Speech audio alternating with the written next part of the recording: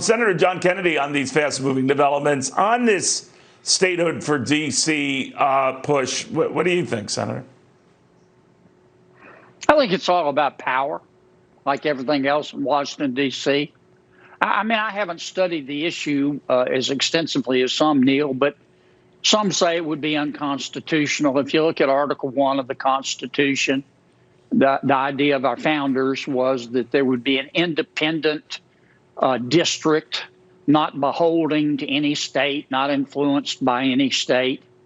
Another argument I've heard is that the land for the district came from Maryland and Virginia. Virginia's land has been given back, but if D.C. no longer was D.C., D.C. wouldn't own the land that Maryland would. It would cost the District of Columbia a lot of money. Congress puts up about $700 million a year, I think, to defray the district's expenses.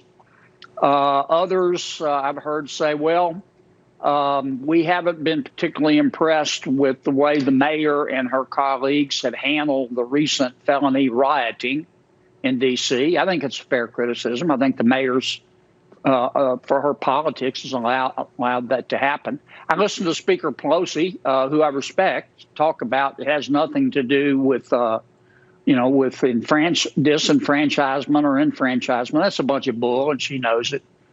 She knows that D.C. is heavily Democratic, and they would pick up a congressional seat and 2 Senate seats, and that's what it's going to come down to.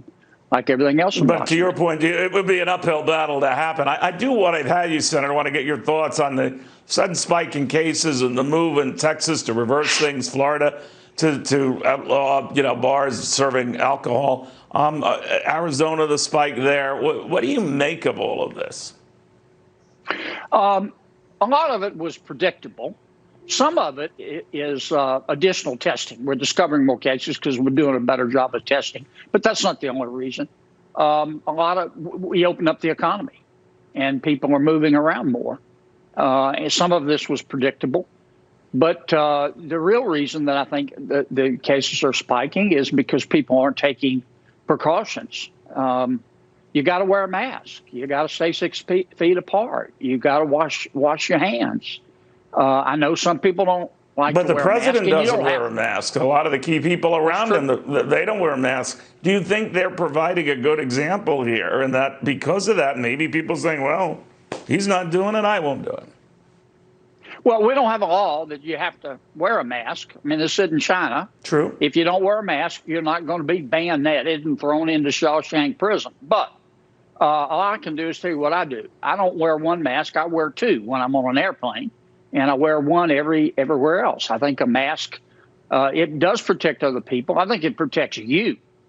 From day one, the authorities. Do you think it would be good? Do you think it would be good then for those in power, including the president, and they aren't comfortable? I get that. No, but to wear one at least to kind of incentivize people. Look, we're going to make this worse if we don't do stuff like this. Look, it's up to the president. I mean, I understand.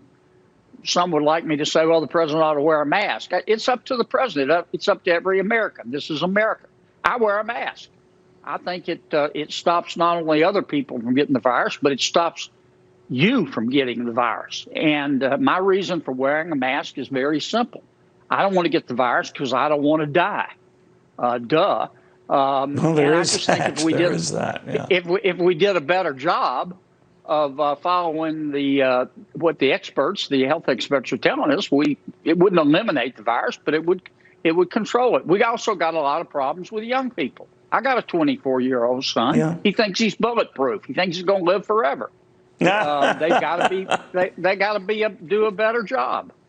I'm very proud of my son, Neil. I hear you on Senator. I hear you on stubborn kids. I hear you on the stubborn kids, and they think they're bulletproof. Very good having you, sir. Son, continued good health. I'm proud of my son. He went to college and he's got no visible tattoos.